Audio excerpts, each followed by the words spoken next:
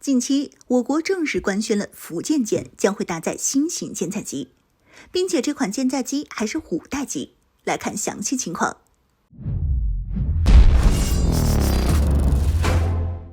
Hello， 各位老铁，大家好，欢迎收看本期迷彩虎，我是虎妞。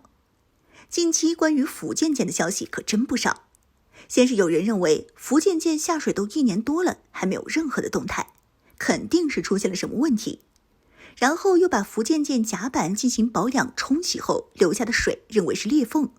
说是福建舰的甲板质量不过关，还没服役呢，就出现了一条2米多长的裂缝。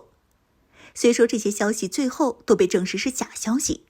但对于福建舰的情况，大家确实也挺着急的。因为从去年下水到现在都过了1年多了，舰上的电磁弹射轨道工棚还没有拆除，而距离今年进行海试的承诺只剩下半年了，再除掉海试需要的时间，留给福建舰的时间真不多了。而就在大家着急福建舰怎么还没动静的时候，官方终于是给大家透了个底儿，福建舰将会使用新型舰载机。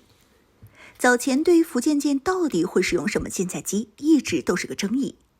虽然福建舰作为我国第一艘8万吨的电磁弹射航母，但很多技术都不成熟，特别是电磁弹射技术。此前我国航母舰载机都是通过滑跃式甲板来起飞的，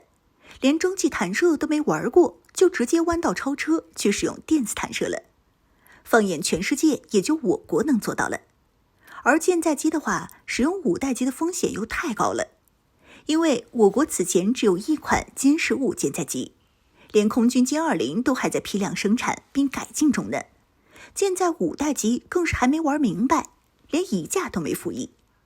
如果是福建舰采用电磁弹射加舰载5代机的话，将这2个我国从未接触过的领域结合到一起，很可能会出现一些现阶段无法解决的技术难题。就像美国的朱姆沃尔特驱逐舰一样，用的全是美国最顶尖的技术，结果造出来却问题百出，不得不停产。再加上我国的舰载5代机歼35虽然已经多次亮相过原型机了，但至今都还没通过测试并正式服役。而就算服役了，想要满足福建舰的需求实现量产，那也得好几年的时间。按照福建舰今年海试的进度来看，明年就要服役了。这段舰载机空窗期对于海防压力巨大的我国来说，显然是不能接受的。因此，此前很多人都认为福建舰虽然采用了电磁弹射，但使用的舰载机应该还是歼15，因为歼15的改进版歼15T 也亮相过。这一版本的歼15是专门为了电磁弹射准备的，并且这款舰载机十分成熟，海军都用了10几个年头了，对它十分熟悉。从时间和容错率上来看，更符合明年就要服役的福建舰。但随着官方的正式表态，算是彻底否定了大家此前的猜测，并且这个新型舰载机可能还不止1款。从官方放出的视频中，大家可以看到航母的甲板上有着固定翼舰载无人机、重型舰载战斗机、固定翼舰载预警机。其中固定翼舰载无人机从外表上来看，应该就是攻击11的舰载版。这款无人机同样的具备隐身能力，并且打击能力也十分强大，堪称是无人机中的 B21。另一款固定翼舰载预警机则是一直在研发中的空警600。剩下的这个重型舰载战斗机就比较有意思了。从模型上来看，虽然就是歼20，因为我国目前唯一一款重型5代机也只有歼20，但目前歼20只有空军在使用，换装了涡扇15的歼20也才刚进行生产，并没有舰载版的消息传来，因此可以肯定这是一种全新版本的歼20，并且体型肯定也进行了一定幅度的缩小，因为原本的歼20实在是太大了，上舰的话会占据大量的甲板和内部空间，导致航母能携带的舰载机数量大幅减少。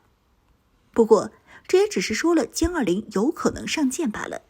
毕竟这还只是一款模型，连原型机都没有出来。而另一款歼35 5代机都已经出现了不止1架原型机。相比较歼20的上舰，歼35上舰的可能性更高。对于最终是哪款5代机上舰，还是一个未知数。中型加重型这样的混搭方式也并非没有可能。但可以肯定的是，福建舰未来将会采用5代机，而有了5代机的福建舰，再配合上电磁弹射，战力相比较山东、辽宁这2款老前辈，战力要翻了好几倍不止。即便是美军航母能够与之对标的，也就只有福特号。等到时候福特号具备战斗力，能够实战部署了，想必福建舰也差不多了，正好可以看看到底是谁的矛比较厉害。